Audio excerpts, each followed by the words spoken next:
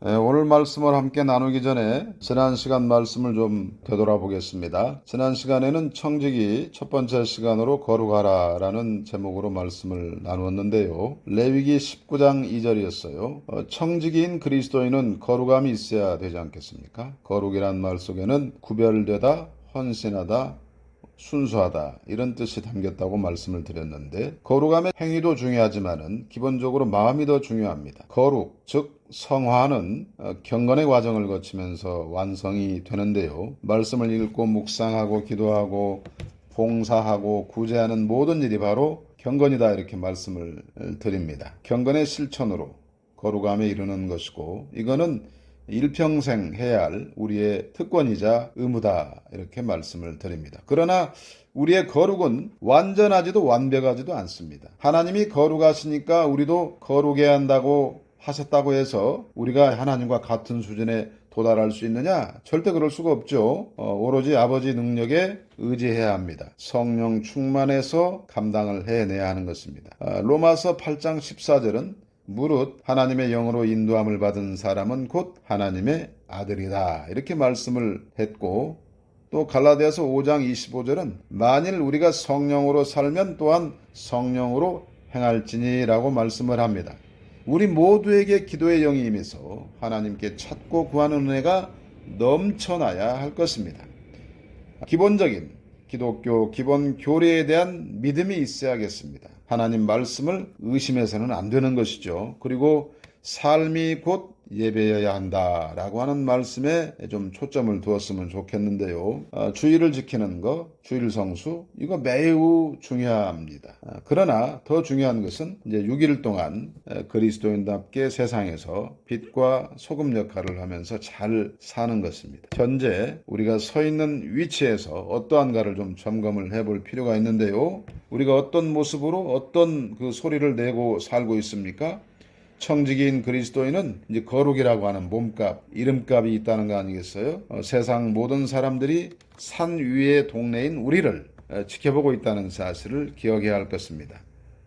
우리는 이미 거룩한 자녀라고 하는 사실을 확신해야 합니다. 어디에서든지 자리를 잘 지키고 자기 할 일을 묵묵히 해내면서 삶의 빛을 밝히는 그런 사람이 거룩한 하나님의 자녀요 청지기다, 이렇게 말씀을 드릴 수가 있는 것입니다. 하나님이 주시는 능력으로 감당해낼 수가 있는 것이기 때문에 다시 한번 말씀을 드리지만은 하나님께 찾고 구하여서 주시는 은혜 가운데에서 이처럼 청지기 사명을, 청지기 직무를 잘 감당을 해야 할 것입니다. 오늘 말씀은 이제 시편 24편 1절부터 2절의 말씀인데요. 제가 한번 읽어보겠습니다. 땅과 거기에 충만한 것과 세계와 그 가운데 사는 자들은 다 여호와의 것이로다. 여호와께서 그 터를 바다 위에 세우심이여 강들 위에 건설하셨도다. 아멘. 오늘 청지기 두 번째 말씀, 하나님의 소유권에 관한 말씀을 나누자고 말씀을 드렸어요. 성경에 가장 처음 나오는 말씀은 하나님의 천지창조 아니겠습니까? 주권이 하나님께 있다는 말씀이죠.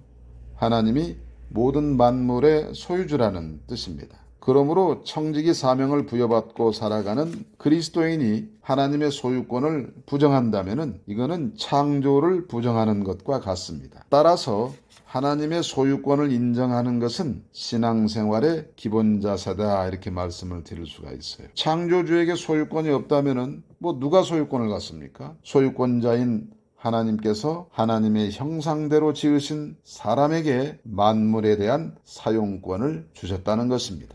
그래서 하나님을 대신해 사람이 자연 만물을 마음껏 사용할 수 있게 된 것입니다. 하나님의 소유를 인정하고 자기 것이라 할지라도 하나님의 영광과 목적에 맞게 사용하면 착하고 충성된 종이라 할 수 있을 것입니다. 그러나 하나님의 것임을 부정하고 자기 것이라 해서 마음대로 제멋대로 쓴다면 악하고 게으른 종이 되고 마는 것입니다. 하나님의 선한 청지기는 하나님의 소유권과 위임받은 사용권을 분명하게 구별할 줄 아는 사람이죠. 반면에 악한 종은요, 이 둘을 헷갈려 혼동하는 사람입니다. 선한 청지기처럼 하나님의 소유권을 인정해드리고 복되고 충성된 인생을 살아내야 하지 않겠습니까? 구별된 하나님의 백성인 그리스도인 청지기로서 사명을 다하기 위한 포석 두 번째로 하나님의 것을 인정하는 것이 과연 어떤 의미인가 하는 것을 좀 더 살펴보도록 하겠습니다. 시편 24편 1절과 2절 땅과 거기에 충만한 것과 세계와 그 가운데 사는 자들은 다 여호와의 것이로다. 여호와께서 그 터를 바다 위에 세우시며 강들 위에 건설하셨도다. 아멘. 시편 24편은 다윗 왕이 오베데돔의 집에서 예루살렘으로 언약궤를 가져온 사건이 배경입니다. 사무엘하 6장 12절부터 19절에 나오는 이야기인데요. 하나님을 진정한 왕으로 인정을 하고 모셔서 성의 중심에 좌정하게 하시는 겁니다. 그러니까 여호와 하나님을 영광의 왕으로 지금 묘사하고 있어요. 여기서 초점을 두는 대목은 다윗이 왕으로 성에 모시는 여호와 하나님이 창조주 하나님이시고 모든 만물의 소유주라고 말하고 있다는 사실입니다. 1절은 하나님의 것을 어떤 것들이라고 지금 노래하고 있습니까? 땅에 충만한 것. 이거는 지금 땅을 구성하는 내용물을 말하고 있어요. 물질 세계를 의미합니다. 생물과 무생물 전체가 다 되겠죠. 그 다음에 세계와 그 가운데 사는 모든 자들 이런 표현이 나오는데 여기서 세계는 테펠이라는 단어인데 생존 가능한 땅, 즉 생산력이 있는 토지가 있는 곳 이런 의미입니다. 바다와 육지를 분리하신 전능하신 하나님의 사역으로 만들어졌습니다. 그 다음에 그 가운데 사는 모든 것, 이거는 모든 생물체, 그 중에서도 특히 사람을 가리키고 있습니다. 그러고는 다 여호와의 것이다 이렇게 노래하지 않습니까? 이어서 2절에 가보면 하나님이 어디에다가 지금 건설하셨다고 말하고 있습니까? 바다와 강물 위에 세우셨다 이렇게 말씀을 해요. 이거는 여기서 위에라고 하는 말은 뭐뭐에서부터라는 뜻이에요. 그러니까 땅이 바다에서부터 나와서 견고하게 되었다 그런 뜻입니다. 다윗은 하나님의 영광을 노래하기 위해서 하나님의 창조를 지금 끌어와 노래하고 있는 것입니다. 여하튼 1절과 2절에서는 하나님이 만물을 창조하시고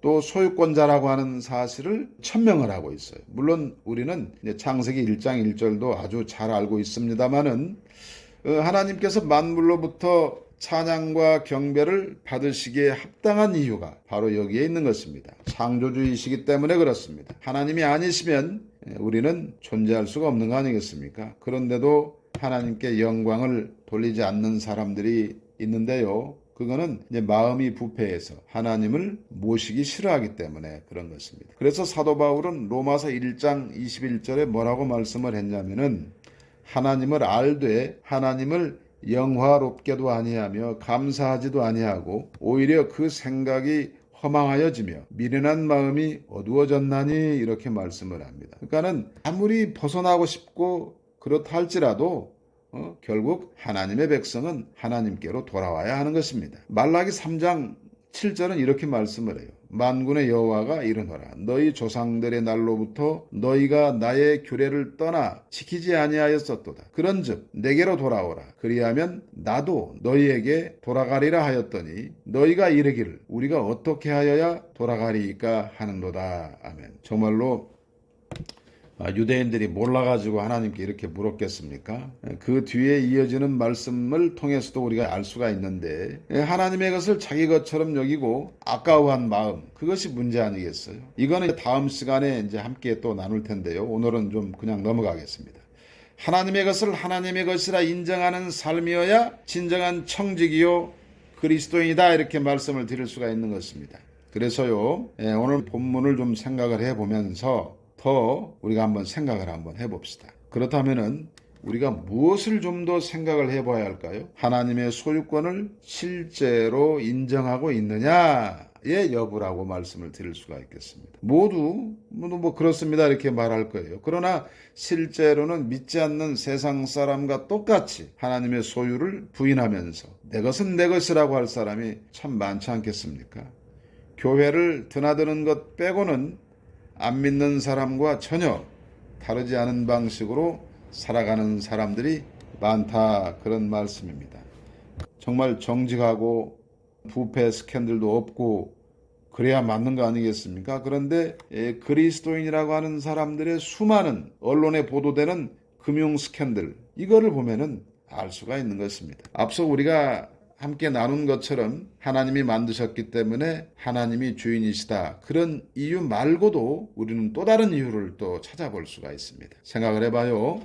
우리가 어떤 값을 치르고 물건을 삽니다. 그러면 우리 것이 되지 않습니까? 아담과 하와가 청지기 역할을 바르게 못했어요. 에덴 동산에서 쫓겨났습니다. 사탄의 내준 꼴 되었잖아요. 그런데 누가 회복해 주셨어요? 바로 예수 그리스도입니다. 그리스도의 보혈로 값을 치르고 사셨기 때문에 소유권이 누구에게 있다? 하나님께 있다는 말씀입니다. 그러므로 하나님이 창조주로서 또 구속주로서 소유권을 가지셨다 그런 말씀입니다. 그런데 이거를 거부한다면은 교회 안에 머문다고 할지라도 마치 무신론자가 나는 하나님을 믿지 않아 이렇게 말하는 것과 똑같다는 말씀이에요. 입술로는 하나님을 믿는다고 고백을 하지만 그렇지 않다는 겁니다. 하나님의 소유권을 인정을 해야 하고 또 삶으로 보여주어야 진짜 청직이다. 하나님의 자녀이다. 그리스도인이다. 이렇게 말씀을 드릴 수 있습니다. 제 자동차가 제 것입니다. 그런데 주님의 것입니다. 제 컴퓨터도 주님의 것입니다. 제가 쓰는 안경, 제 통장에 들어있는 돈 다 주님의 것입니다. 제가 입고 있는 옷,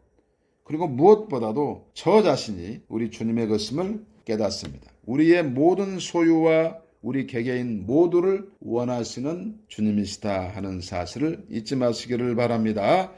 그러므로 하나님은 우리의 소유도 하나님의 뜻대로, 우리의 몸도 하나님의 뜻대로 사용되기를 바라십니다. 그래서 우리에게 주신 것을 관리하게 하시는 겁니다. 우리 자신을 포함해서 말이죠. 청지기가 달리 청지기가 아니라 그런 말씀입니다. 하나님이 마음대로 우리 소유를 사용할 수 없다고 막아섭니다. 거부합니다. 그러면 신자겠습니까? 청지기겠습니까? 아닌 것입니다. 생각을 한번 해봅시다. 하나님이 천지 창조를 하신 후에 세상을 내버려 두셨어요. 무에서 유를 창조하신 후로도 쭉 지금 관리해오고 계시잖아요. 다스리고 계시잖아요. 햇빛과 물과 공기를 아무런 대가 없이 태초부터 지금까지 공급해주고 계시잖아요. 오염된 자연을 정화를 해주고 계시잖아요. 하나님은 그 소유권을 어떤 존재에게도 넘기지 않으시고 계속해서 섭리 속에 보존해주고 계시는 겁니다. 써야 할 것들을 계속해서 공급해주고 계십니다. 그러므로 청지기인 우리가 이거를 잘 관리해야 하겠습니다. 하나님이 이처럼 관리해 주시고 이처럼 다스려 주시고 이처럼 제공해 주시는 이유가 무엇이겠습니까? 바로 하나님의 자녀, 청지기인 우리로 하여금 우리가 잘 살아갈 수 있도록 유산의 상속자이기 때문에 이처럼 해주고 계시는 것입니다. 그렇다면 어떻게 관리를 해야 합니까? 무엇보다도 아무것도 가져갈 수 없다. 이거를 먼저 명심을 해야 합니다. 관리하기 싫다고 이렇게 말할 수 있는 권리가 없어요. 거부권이 없어요. 이미 하나님의 택한 백성은 모두가 다 청지기이기 때문에 그렇습니다. 우리가 가진 것 한번 세어봐요. 하나님 우리에게 주신 것을 한번 세어봅시다. 얼마나 많겠습니까? 아마 수천 가지는 될 것입니다. 그 모든 소유가 내 것이지만 원래 소유는 우리 하나님이시다. 그런 말씀입니다. 그래서 이제 오늘 말씀의 결론 그리고 적용을 한번 해봅시다. 하나님이 창조주이시며 구속주로서 모든 만물의 주권자 즉 소유주라고 하는 것을 오늘 시편 24편 1절과 2절 말씀을 통해서 한번 살펴보았는데요.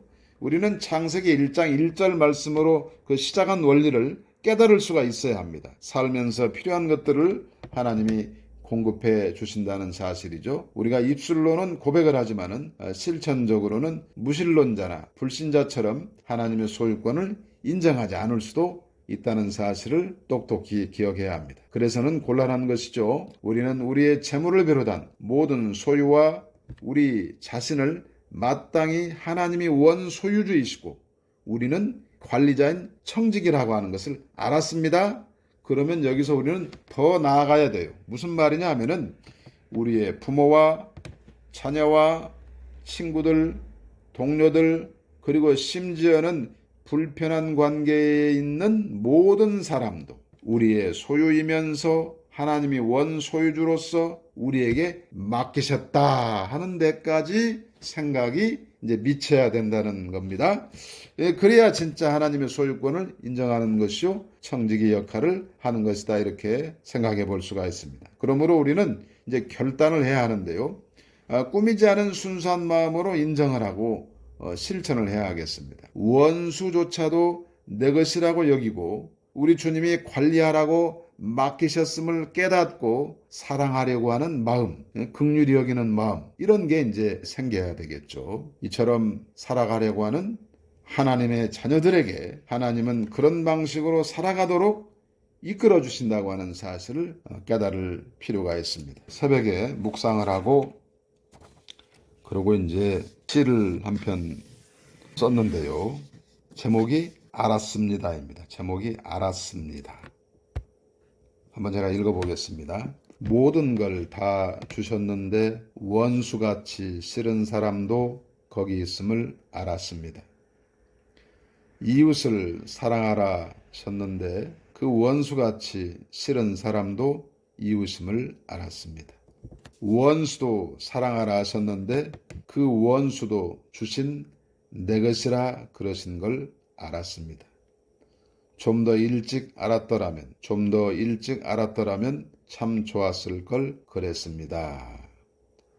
그동안에 돌아보면은 정말 싫은 사람들이 있지 않습니까? 꼴도 보기 싫은 사람들, 정말 너무나 힘들고 불편한 관계에 있는 사람들이 꽤 있었죠. 그런데 이 설교를 준비하는 가운데에서 이들조차도 하나님이 내게 주신 귀한 맡겨주신 나의 소유다, 선물이다, 이런 걸 깨닫게 되었습니다.